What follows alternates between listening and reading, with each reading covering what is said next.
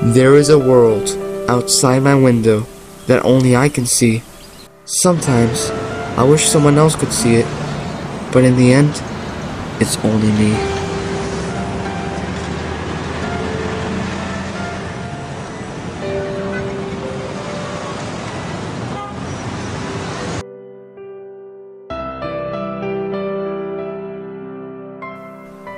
Most adults I know think there's no hope, and we all are just too far gone.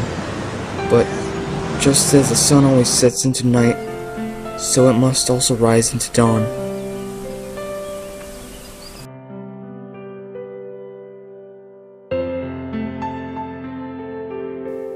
And though I sit up in my room, there is always a way through which visions pass.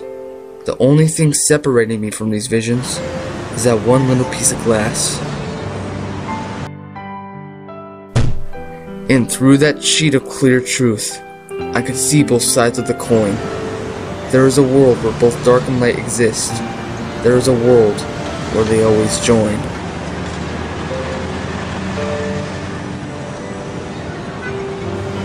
I see a woman in a large city who just sits there and stares at the skyline. And when someone asks what she's doing, she only tells them she's looking for a sign. Now what she's looking for, no one knows. No one knows what goes on in her mind. We all could guess if we really wanted to, but I think we're afraid of what we'll find. Speaking of fear, there's a boy in the corner, hiding from the monsters under his bed. Everyone tells him he's insane, but he knows it's not all in his head. Creatures of society. These monsters, each one a slave to their dreams, and in this rough and tough world, they have to take them by any and all means. Dreams are such wishful things these days, as the old man dying in bed well knows. His anesthetic induces its own kind of sleep, one in which no images show.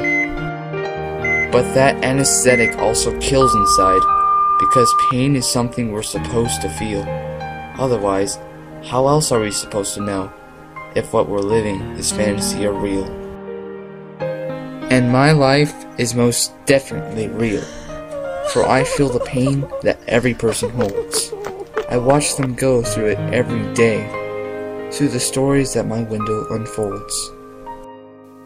But my window does not just show hurt, it shows love and happiness too.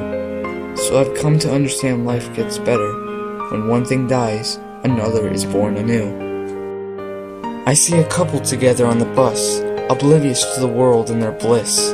They've both seen their fair share of hate, but it's made up for in a moment like this. There's a little boy and his mom, too. He found a penny in the parking lot, and you can still see and revel in his joy, even though he knows it's not the only one he's got. And the beggar woman nearby smiles when he gives it to her instead. She thanks him kindly and knows he hears all the little things that went unsaid. A little girl used to sit alone in her room, calling herself broken beyond repair. Those days are long gone now, you see. It seems she's found someone who cares.